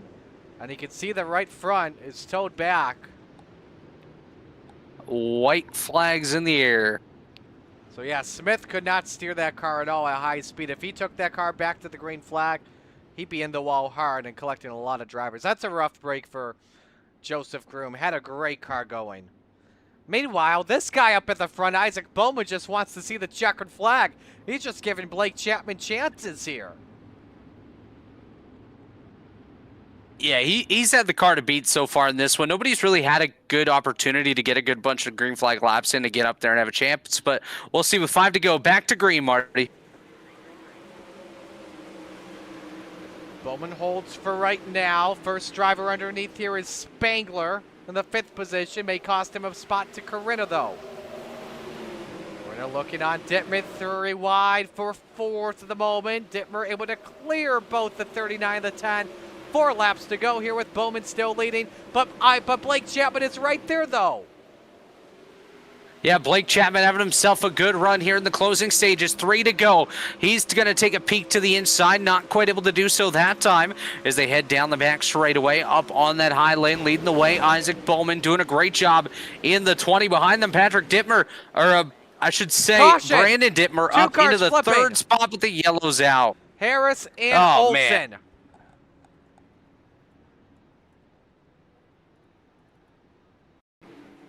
Here's a look.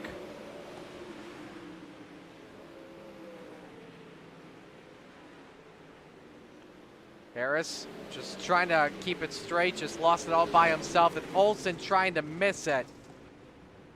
And I have a feeling Olsen got DQ'd for that because of incident limit. Harris is just trying to hang on right to on his that. car.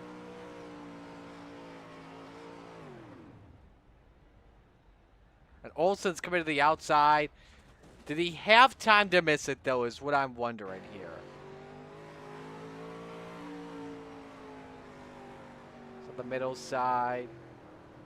He went up top, and I think he just got way too heavy on the brakes. There was an opportunity there, though, for Roland, so.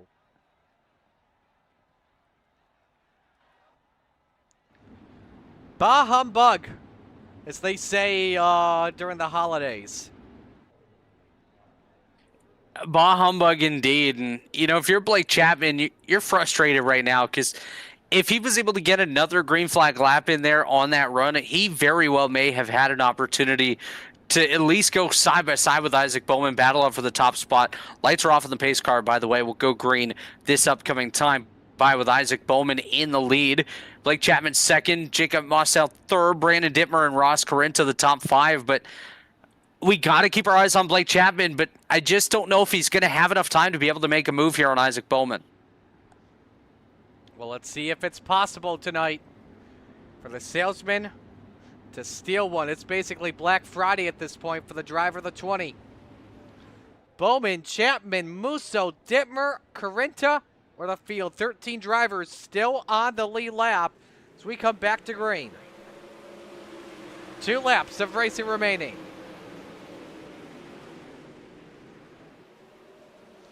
Bowman holding serve for right now. Chapman, Musso, Dittmer, Corinna underneath on Dittmer, maybe for 4 tries. The slide job. Spangler counters it back here. The race is on for 5th. White flag flies. Final lap underway. And Blake Chapman is right there on Isaac Bowman for the race win. Who will get the 200 points? Down the back chute into turn number 3. Bowman keeps her up top. Does this allow Chapman to get an opening off for turn 4 to the checkered flag? It won't. Isaac Bowman, your winner at Knoxville. Leading all 25 circuits tonight, including the most important one. Blake Chapman 2nd. Jake Musso 3rd. Brandon Dittmer 4th. And Ross Corinna up 10 to finish 5th. Man, if Blake Chapman had 2 more corners, I really think he might have had something there for Isaac Bowman. Just not enough time to get it wound up and get it side by side with the 88. But what a drive by Isaac Bowman, Blake Chapman, and Jacob Mosso tonight. Top 3, and they're going to put themselves in some really good spots when it comes to the points here this week. Absolutely. And for the full list of the points, we'll tell you this, to check out the Coast to Coast Racing League page on Facebook or some of the groups, whether it be C2CRL Lounge, C2CRL Driver Communication, or on the Discord for Coast to Coast Racing League. So, feature results here from tonight. Bowman the winner by a 10.5, just about, on Blake Chapman. Jake Musso finishing 3rd. Brandon Dittmer 4th. Ross Corinna 5th. You look at the rest of the field. Good runs as well for a guy like Roger Craig. finishing 8th. Great run for him. Joseph Groom recovering for a 9th place finish. And tough breaks for a couple of other drivers like G.J. Boydell. And you look at the rest of the field here on back. Bringing your race winner here, Isaac Bowman in the number 9. And Isaac holding off Blake Chapman. That could not have been easy for you. No, I just knew every little mistake, he's going to get me every time. The cautions came out just at the perfect time. I was hitting some lap traffic. I knew I had a little bit of a lead, but it wasn't going to last long. But I just had to time up my restarts, hopefully catch him as lacking as I possibly can, and just not make crucial mistakes. Were those yellows, would you say, I mean, they hurt you when it comes to losing the gap you had on Blake Chapman, but at the same time, especially when they were like single file, were they helping you or hurting you?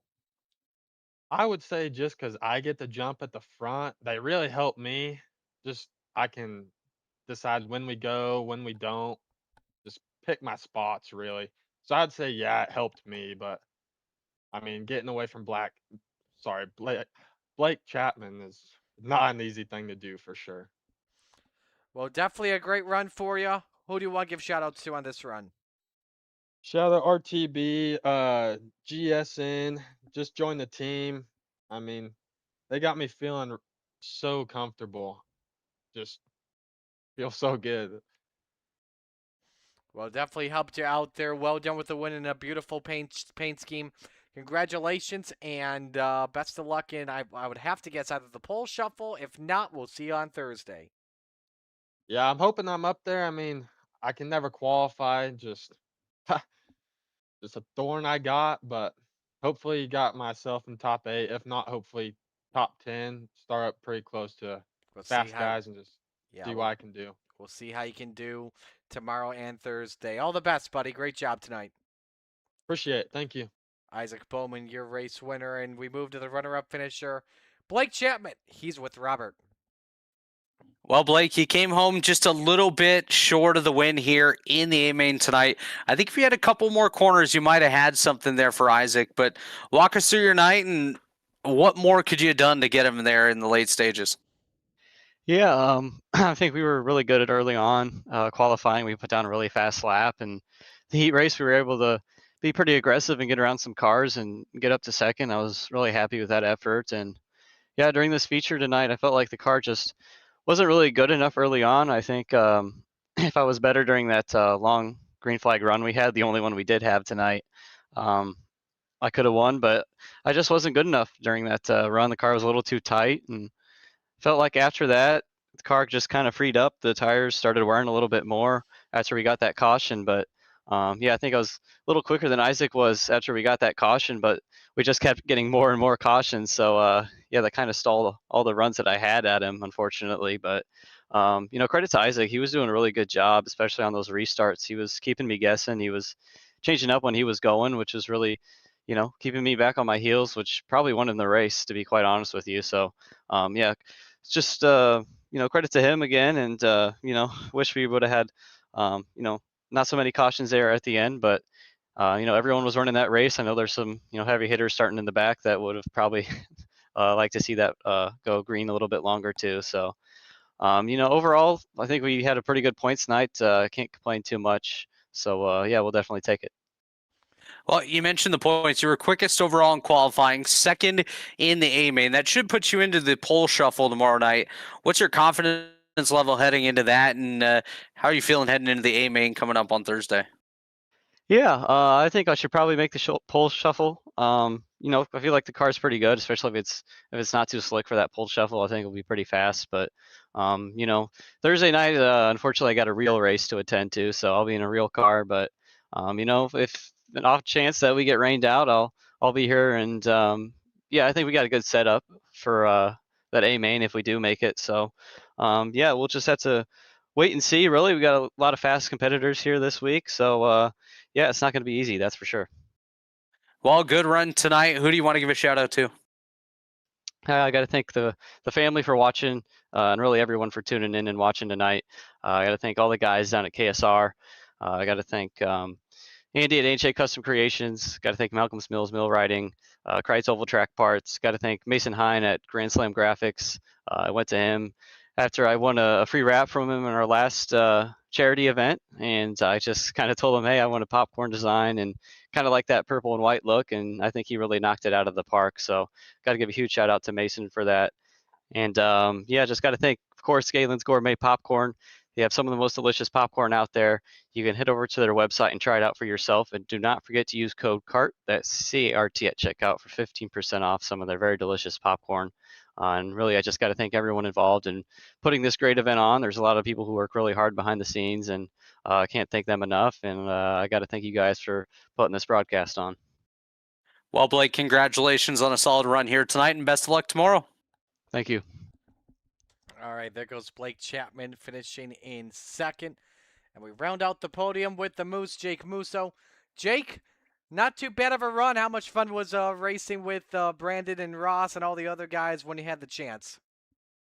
It was a blast. I felt like a fish out of water there, but you know, coming back from, I don't know, 2 years out of a sprint car just to hop in here with these boys is definitely intense. It was a lot of fun trying to learn how to drive this thing again. These guys got crazy fast. It's from the back in the day, we would be racing each other, but these guys are really good now. So it was really fun holding them up, man. I was a roadblock and I was a little squirrely here and there, but luckily I just kept it to the floor there at the line and won the drag race, even though I ended up flipping, but we got P3 out of it. So that's what I saw. That's what we saw just a moment ago on the replays. What'd you learn going into Wednesday and Thursday? I cannot run the high line. I'm scared to hop that cushion, man. It's really bumpy up there. But I think that's the line you're gonna have to run. I didn't feel like the bottom was working too well. But I mean, I didn't even try it, so I can't say that. But definitely you got to run the top. I don't know if we got to save a little bit of right rear or something, but yeah, just got to be right on that cushion. You cannot overstep it because you're gonna end up wall riding and taking a visit up to the moon. So yeah, just got to be easy with the throttle, not too much brake, and just yeah, keep it out of the fence. All righty, man. Well, who do you want to give shout out to before we let you go? I'm gonna shout out all the SFM boys. It's our bye week in our oval league, so I was like, man, I'm gonna go race this, and they're all tuning in, and Joe's out there racing too. So shout out all SFM boys, all the high spirits racing guys, Fast Eddies Hot Rods, Lucky Dog Podcast, and Coast to Coast for letting me hop in here and running this thing, and you and Zach and Robert for the broadcast. Can't wait to go back and watch it, and can't wait to see what Wednesday and Thursday looks like. All righty, man. We'll let you go. All the best of luck later this week. Congratulations on a great run. Thank you. All right. I do want to double check something just to confirm. Okay, so they did have Dittmer finishing fourth. It looked like I thought for a moment that he suffered a 12X when the car went flipping. So, but all righty. So, Robert, we'll put the cameras back on here as we get set to sign off. Final thoughts.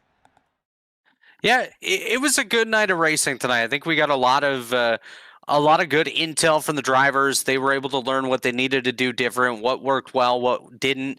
They made tonight maybe a little bit more cautions than they would have liked to see, but this is going to give these guys an opportunity to know what to clean up when it comes to the big show on Thursday and Hard Knocks tomorrow when we have a lot of drivers trying to work their way through. So exciting week still ahead, but heat races now out of the way. Now tomorrow and Thursday we get set for the big dance. Absolutely. Tomorrow, Hard Knocks was at the final spots in the Knoxville National. Well, not the final spots, but some spots in the back of the field at the Knoxville Nationals in particular. So those will all be brought to you by our friends at, I've got it somewhere here. Let me find it. You know what I could just do? I'll just pull this up. There we go. Hard Knocks brought to you by Triple G Pyrotechnics. Hope you join us tomorrow for that one. With that, on behalf of everybody here at the Coast to Coast Racing League, all the fine drivers, sponsors, and admins, on behalf of my broadcast partner, Robert Hill Jr., Marty Sakala saying so long. Congratulations to Isaac Bowman, your winner of night number 2 of the Knoxville Nationals. So long, everyone. We will talk to you all tomorrow. Take care.